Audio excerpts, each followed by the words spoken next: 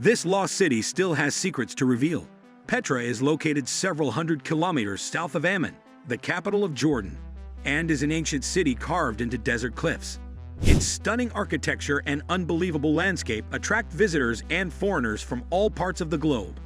Let's find out what's inside the lost city of Petra in Jordan.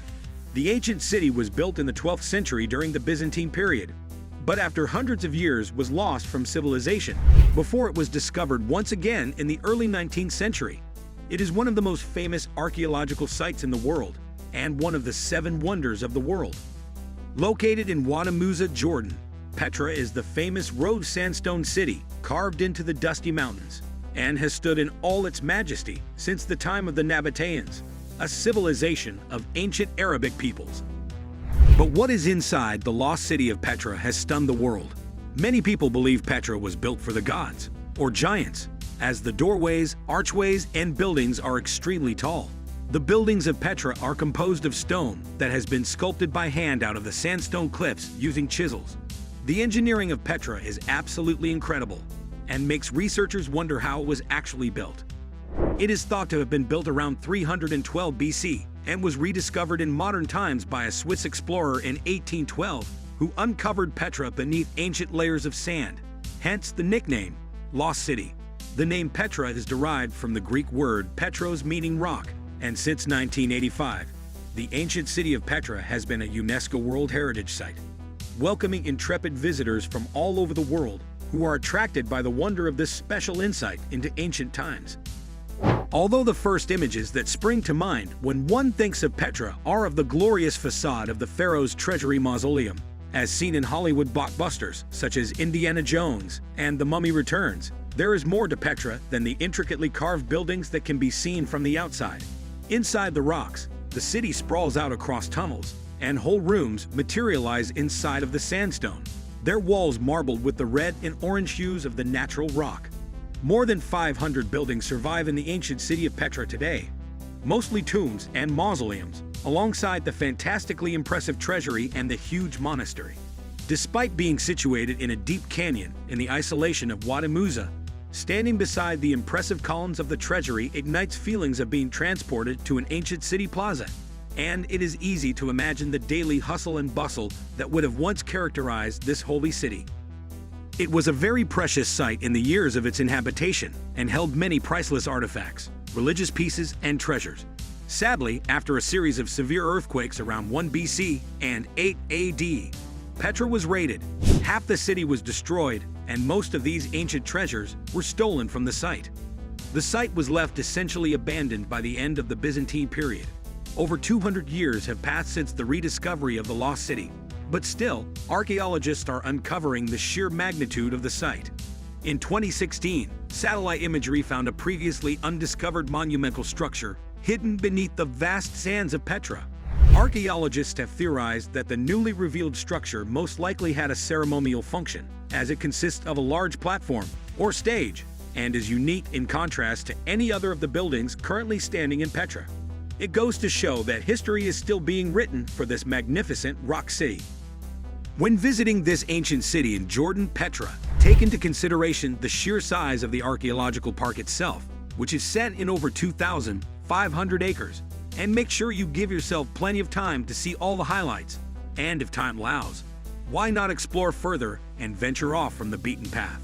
No motor vehicles are permitted within the site, although horse carts, donkeys, and camels are available if you want to feel like a real Petran. Photographers are always deeply enthused at the prospect of visiting Petra, as the wonderful array of colors from the rock and the gentle lights come late afternoon give them the most fantastic atmospheric photo opportunities.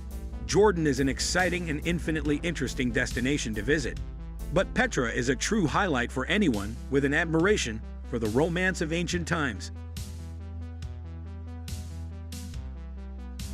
When you arrive in Petra, you will enter through a narrow corridor known as the Sick, roughly a 1-mile-long passage with extremely high stone walls created through tectonic forces and worn smooth by water. This passage holds the scars of nature and the works of man across hundreds and thousands of millennia. It is breathtaking. The entrance to the city of the Nabataeans is made through the Sick, a strait measuring around 1 gun long, flanked by rocks that reach up to 80 meters high. A walk through the Sikh is a unique experience. The colors and rock formations you will see are impressive. During the walk as you reach the end of the Sikh, the great treasure begins to emerge, the postcard Al-Khazna, one of the ruins of Petra, the most famous among them.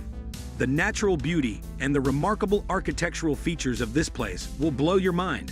A simply fantastic experience. The facade is 30 meters wide and 43 high. It was sculpted directly on the pink rock itself. The construction was made in the middle of the 1st century to be the tomb of a great Nabataean king. The place undoubtedly represents the genius of these ancient people. The treasury is one of the wonders you can find in the ruins of Petra. There are several, or rather, hundreds of tombs made in the rock, Roman theater, obelisks, temples, altars for offering sacrifices, and colonnaded streets. And high up in the valley, there is the sumptuous Ad-Dir Monastery. You can't go inside the treasury, but there's nothing to see. It's just an empty chamber. The Nabataeans, who carved the ancient city of Petra into the cliffs in the 1st century AD, were much more focused on the facade. There are other similar structures in Petra, Jordan, that you can go inside if you want to see what it looks like. Visitor numbers continuously increased after the movie's tremendous success. So much so that the Jordanian government decided to relocate the Bedouins still living in Petra's tombs and caves. They had a whole village built for the nomads outside of the site's perimeter. It's the same as with the Bedouin village in Wadi Rum, though a lot of them nomads still prefer their goat hair tent to cold and charmless concrete. They own a house but won't live in it. Nevertheless, the Bedouins of Petra continued to do what their forefathers had done for ages: trading and bargaining. But now, with tourists instead of merchant caravans, there are at least 50 little stalls where the Bedouins sell all kinds of souvenirs, going from colorful ceramics with Nabataean patterns over locally made cloth kefayehs to supposedly antique items. They will also try to sell you ancient Roman and Nabataean money, but don't fall for it. It's mostly just fake ones anyway. They're very skilled metal workers. They will always try to rip you off. It's their nature, especially if you're non-Arabic. Also, Petra isn't the only place that boosts the economical situation of the country. There are other particularly quaint places, such as the Wadi Rum, that help the country rise to certain fame.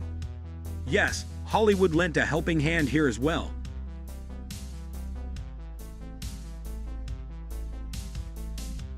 So that's it. Please like, share, and comment your thoughts below if you liked this video. Remember to subscribe to see our next video. Stay safe, and we will be back soon with another video.